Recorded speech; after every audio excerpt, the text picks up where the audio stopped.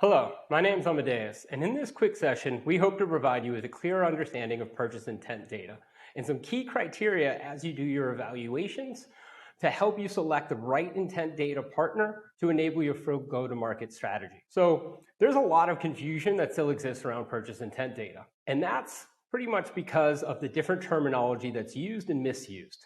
To make the right choices up front, marketing and sellers both need an understanding of how to evaluate the quality of any particular data source and the relevance to their functional jobs that must get done. Keep two critical fundamentals top of mind. Intent data is everywhere, but it's not all the same.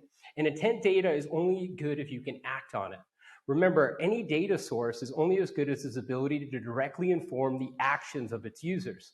Thus, to get more value possible from your intent data, you want to select sources that are directly useful and actionable to as many functions within your go-to-market as possible. Looking at the three different types of data sourcing relationships, there are first-party, second, and third-party data.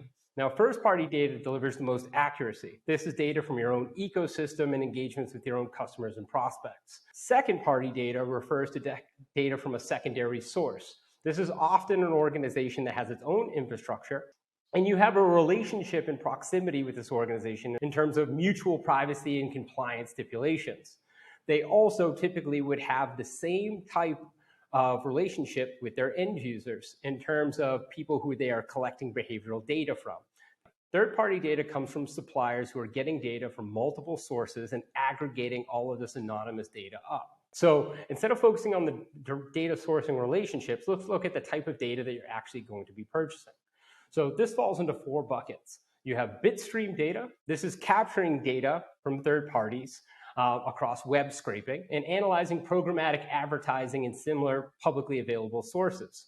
This has a lot of inference to it and a lot of guessing where there's still a lot of gaps. So while it still has its use cases, it's often considered the weakest signal of all intent data sources. Then you have partner networks. These are sources of intent, certainly gathered from publishers, but it only identifies anonymous account level data and lacks the context as well as the insight on the content where the origin point of the intent was derived from.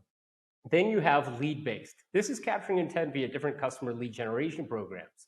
But the pitfall here is that it's only point in time and never looks at the sustained frequency and velocity of content being consumed, and therefore also has its different gaps. The strongest data often comes from proprietary publishers. These are creating intent data via user registration, login credentials, and often content consumption monitoring. At a high level, this is TechTarget's model, which provides the most widespread use cases that can be employed to support your go-to-market. But when looking at any publisher intent data, it's important to really understand how it's not equal, and that comes from the context in which it's originating from. So looking at a quick example here from left to right, you can actually see an example on the left from TechTarget. This is hyper-focused content around the subject matter of cloud, but on a specific subtopic. This is geared to help enable the end user and empower them to make a purchasing decision. You're going to get a very specific type of intent data point from this content interaction, and one that's more accurate and shows a very strong signal around interest and need when you're looking at frequency over time. On the right-hand side, you're going to see examples of content from other IT general publications. Now, the pitfall here is, while it's still related to cloud, it's not hyper-specific to that subject matter, and it's more general news. This is often going to give you a different origin point for your data. This is going to provide a much weaker signal in terms of true interest and need, which will likely yield a false positive for you. So this is an important context to understand. So when you're making the right choice for your go-to-market, instead of 5 tips today, I'm going to give you 5 key questions to help make your intent data assessment. That's who, what did they do specifically relevant to your business? On which topic was it relevant to your specific message? How is that information gathered? And most importantly, can somebody actually show you the journey from the actual point of origin to when they're going to pass that data over to you? It's important to remember that the highest quality and highest utility data is always going to come from areas that have direct login or opt-in, where individuals are also being monitored against specific content that they viewed, and that information is also shared. So understanding the importance of each of these will help you make a proper assessment on what's the right intent data for you.